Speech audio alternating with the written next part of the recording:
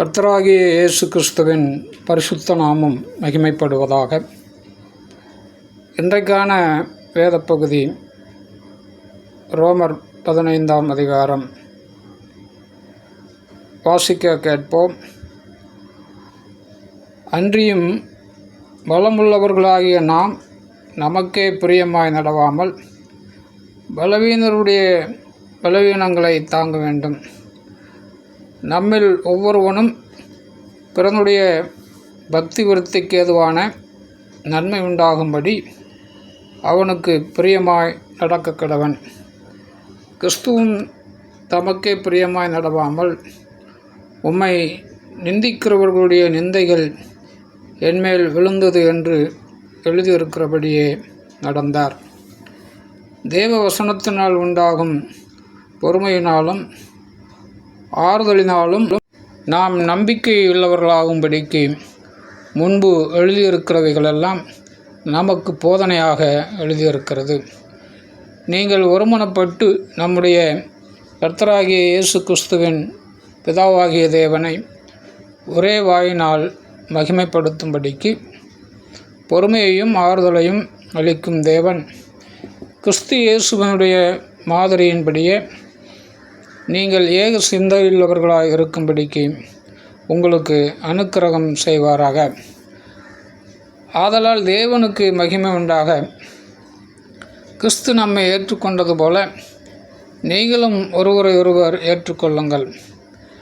மேலும் பிதாக்களுக்கு பண்ணப்பட்ட வாக்குத்தத்தங்களை உறுதியாக்கும்படிக்கு தேவனுடைய சத்தியத்தின் நிமித்தம் இயேசு கிறிஸ்து விருத்த சேதனமுள்ளவர்களுக்கு ஊழியக்காரர் ஆனார் என்றும் புறஜாதியாரும் இரக்கம் பெற்றதன் நிமித்தம் தேவனை மகிமைப்படுத்துகிறார்கள் என்றும் சொல்லுகிறேன்.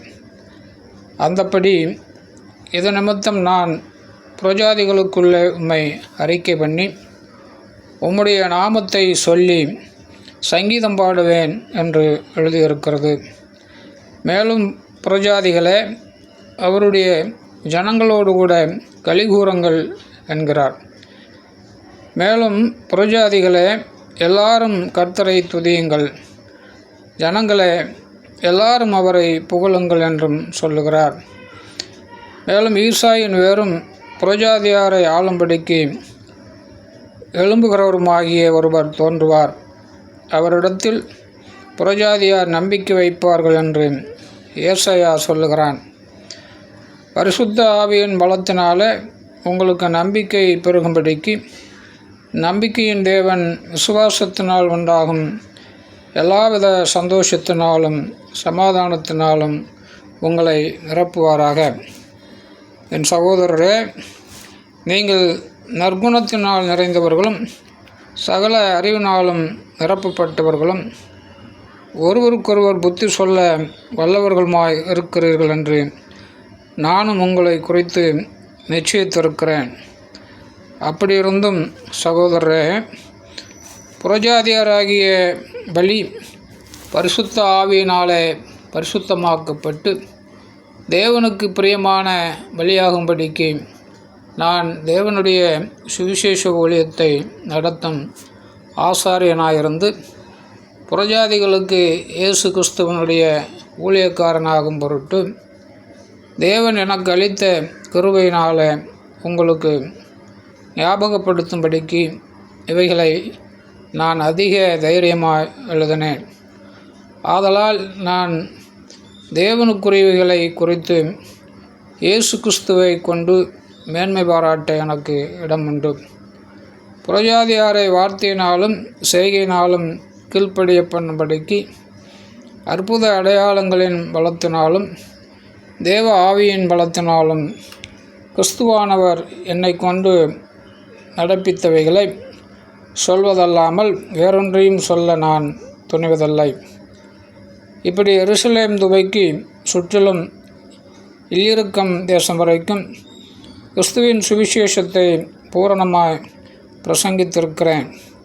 மேலும் அவருடைய செய்தியை அறியாதிருந்தவர்கள் காண்பார்கள் என்றும் கேள்விப்படாதிருந்தவர்கள் உணர்ந்து கொள்வார்கள் என்றும் எழுதியிருக்கிறபடியே நான் மற்றொருவனுடைய அஸ்திவாரத்தின் மேல் கட்டாதபடிக்கு கிறிஸ்துவனுடைய நாமம் சொல்லப்பட்டிராத இடங்களில் சுவிசேஷத்தை அறிவிக்கும்படி நாடுகிறேன். உங்களிடத்தில் வருகிறதற்கு இதனாலே அநேகந்தரம் தடைப்பட்டேன். இப்பொழுது இந்த திசைகளிலே எனக்கு இடமில்லாதபடியினாலும் உங்களிடத்தில் வரும்படி அநேக வருஷமாய் எனக்கு மிகுந்த விருப்பம் உண்டாயிருக்கிறபடினாலும் நான் ஸ்பானிய தேசத்திற்கு பிரயாணம் பண்ணுகையில் உங்களிடத்தில் வந்து உங்களை கண்டுகொள்ளவும் உங்களிடத்தில் சற்று திருப்தி அடைந்த பின்பு அவ்விடத்திற்கு உங்களால் வழிவிட்டு அனுப்பப்படவும் எனக்கு சமயம் கிடைக்கும் என்று நம்பியிருக்கிறேன். இப்பொழுதோ பரிசுத்தவான்களுக்கு உதவி செய்யும் காரியமாக நான் எருசலேமுக்கு பிரயாணம் பண்ண எத்தனமாக இருக்கிறேன்.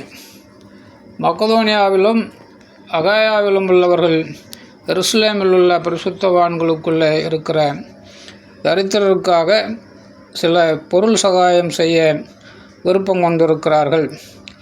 இப்படி செய்வது நல்லதென்று எண்ணினார்கள். இப்படி செய்கிறதற்கு அவர்கள் கடனாளிகளாயும் இருக்கிறார்கள். எப்படி என்றால், புறஜாதியார் அவர்களுடைய ஞான நன்மைகளில் பங்கு பெற்றிருக்க சரீர நன்மைகளால் அவர்களுக்கு உதவி செய்ய இவர்கள் கடனாளிகளாக இருக்கிறார்களே. இந்த காரியத்தை நான் நிறைவேற்றி இந்த பலனை அவர்கள் கையில் பத்திரமாய் ஒப்புவித்த பின்பு உங்கள் ஊர் வழியாய் ஸ்பானியாவுக்கு போவேன். நான் உங்களிடத்தில் வரும்போது கிறிஸ்துவனுடைய சுவிசேஷத்தின் சம்பூர்ணமான ஆசீர்வாதத்தோடு வருவேன் என்று அறிந்திருக்கிறேன். மேலும் சகோதரரே, தேவ சித்தத்தினாலே நான் சந்தோஷத்துடனே உங்களிடத்தில் வந்து உங்களோடு இளைப்பாரும்படியாக யூதேய தேசத்தில் இருக்கிற அவிசுவாசிகளுக்கு நான் தப்புவிக்கப்படும்படிக்கும் நான் எருசலேமில் உள்ள பரிசுத்தவான்களுக்கு செய்யப்போகிற தர்ம சகாயம் அவர்களால் அங்கீகரிக்கப்படும்படிக்கும் நீங்கள் தேவனை நோக்கி செய்யும் ஜெபங்களில் நான் போராடுவது போல நீங்களும் என்னோடு கூட போராட வேண்டும் என்று நம்முடைய கர்த்தராகிய இயேசு கிறிஸ்துவின் நிமித்தமும் ஆவியானவருடைய அன்பின் நிமித்தமும் உங்களை வேண்டிக் கொள்ளுகிறேன்.